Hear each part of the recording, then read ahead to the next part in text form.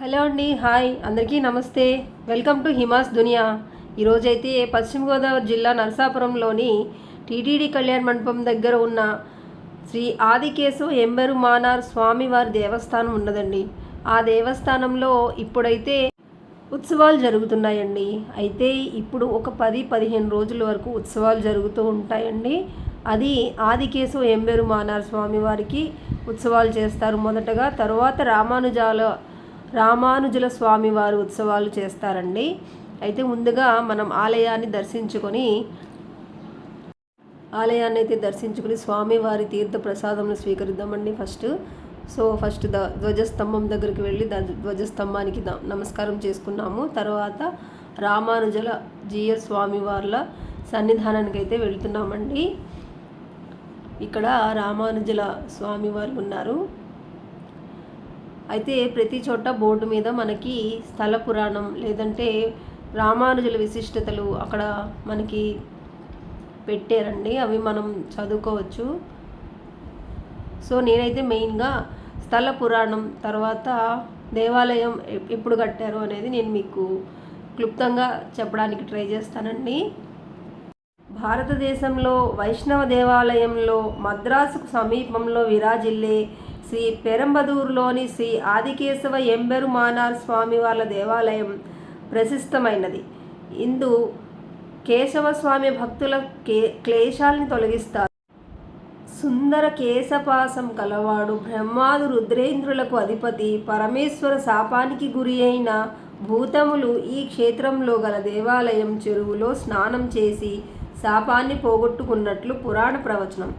భక్తులకు సత్తను అనగా ఉనికిని కలుగజేస్తుంది. దీనికి భూత పరిమని నామధేయము వేదాంతుల నిర్వచనం. ఇట్టి క్షేత్రంలో గల భగవంతుని కోరిక మేరకు ఆదిశేషుడు రామానుజులుగా అవతరించి సులభమైన మోక్షపాయాన్ని ప్రసాదించారు. ఇందలి రామానుజుల వారి విగ్రహం వారు జీవించి ఉన్న కాలంలోనే ప్రతిష్ఠించబడింది. పరమ పవిత్ర వశిష్ఠ నదీ తీరవాసుల భాగ్యఫలంగా ఇప్పటికీ సుమారు 227 సంవత్సరాల పూర్వం అంటే 1786 సంవత్సరంలో ప్రసన్నగ్రేసర శ్రీ పుప్పాల రమణప్ప నాయుడు గారు తమ గురువు గారైన శ్రీమాన్ ఈయుణ్ణి రామానుజాచార్య స్వామి వారు కోరిన మీదట శ్రీ పెరంబదూరు ఆలయ సంప్రదాయాన్ని పాటిస్తూ నరసాపురంలోని శ్రీ ఆదికేశవ ఎంబెరుమానార్ స్వామివారి దేవాలయాన్ని నిర్మించారు. ఈ దేవాలయ ప్రధాన ఉత్సవాల్ని గూర్చి శ్రీమాన్ కిడాంబి గోపాలకృష్ణమాచార్య స్వామివారి కావ్యాల్ని కూడా రచించి ఉన్నారు. అంటే మరి ఒకసారి చెప్తున్నానండి, 1786 సంవత్సరంలో ప్రసన్నగ్రేసర శ్రీ పుప్పాల రమణప్ప నాయుడు గారు వారి వంశస్థులు అంటే 227 సంవత్సరాల పూర్వం ఈ దేవాలయాన్ని నిర్మించారండి. దేవాలయాన్ని నిర్మించిన తర్వాత అప్పటి నుంచి అంటే మనకి ఆంధ్రప్రదేశ్లో ఒకటి, తమిళనాడులో ఒక గుడి. అంటే ఈ స్వామివారు ఆంధ్రప్రదేశ్లో ఒక్కరే ఉన్నారు, ఒక్క గుడే ఉంది. తమిళనాడులో వేరే గుడి ఉంది. అంటే మనకి మొత్తం 2 గుళ్ళు మాత్రమే ఉన్నాయంటండి. పెరంబదూరు స్వామివారి గుళ్ళు 2 ఉన్నాయి. ఒకటి తమిళనాడు, 2 నరసాపురంలోని ఉన్నది. ఇది స్థల పురాణం అనమాట అండి. సో మొదట ఆలయంలోని స్వామివారిని దర్శించుకొని తర్వాత రథోత్సవం దగ్గరికి వెళ్ళామండి. రథోత్సవం స్వామివారికి మొదట శ్రీ పుప్పాల వంశస్థులు స్వామివారికి తొలి పూజ, హారతి, తీర్థ ప్రసాదములు స్వీకరించిన తర్వాత మిగతా వారు స్వామివారిని దర్శించుకొని తీర్థ ప్రసాదములు స్వీకరించాలని అక్కడ పురాణ ప్రసిద్ధండి. తర్వాత రథాన్ని కోనేరు చుట్టూ తిప్పిన తర్వాత స్వామివారికి పవళింపు సేవతో ముగిస్తారు. వీరేనండి ఆ పుప్పాల వంశస్థులు. వీరు మొదటిగా స్వామివారికి హారతి ఇచ్చిన తర్వాత మిగతా వారు హారతి ఇవ్వాలని ఒక సంప్రదాయం అంటండి. సో అందరికీ తీర్థ ప్రసాదంలో అందిస్తున్నారు వారు. మేము కూడా మాకు కూడా ఆ భాగ్యం దక్కినదనమాట. తరువాత ఈ రథోత్సవాన్ని అయితే ప్రారంభించారండి. వారు హారతి ఇచ్చిన తర్వాత ఈ రథోత్సవాన్ని అయితే ఇక్కడ కోనేరు ఉంటుందండి. కోనేరు చుట్టూ అంటే 4 మాడ వీధుల్లోని ఈ స్వామివారి రథాన్ని అయితే ఊరేగింపు మనకి మేము స్వామివారిని దర్శించుకొని రథాన్ని కొంచెం సేపు లాగిన తర్వాత మేమైతే ఇంటికి వచ్చేసామండి.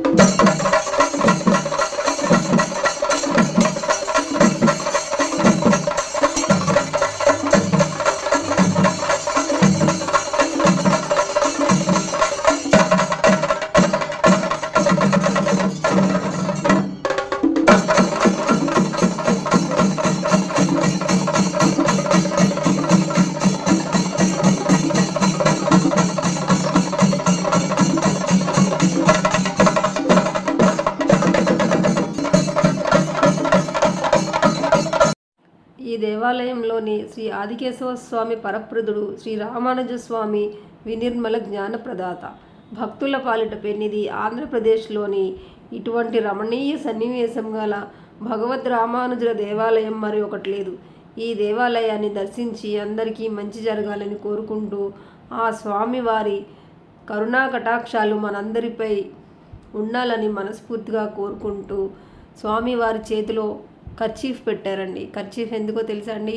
స్వామివారికి చెమటలు పడతాయి, ఎండాకాలం కాబట్టి అదిగోండి కర్చీఫ్ పెట్టారు. ఆ కర్చీఫ్ స్వామివారికి చెమటలు పడితే తుడుచుకుంటారనంట, కర్చీఫ్ పెడతారంటండి. నేను ఎందుకని అడిగాను, అయితే అక్కడ వారు అదే నాకు చెప్పారు. సో స్వామివారిని అందరూ దర్శించుకొని ఆ స్వామివారి కరుణా కటాక్షాలు మనందరిపై ఉండాలని మనస్ఫూర్తిగా కోరుకుంటూ సెలవండి. బాయ్ అండి.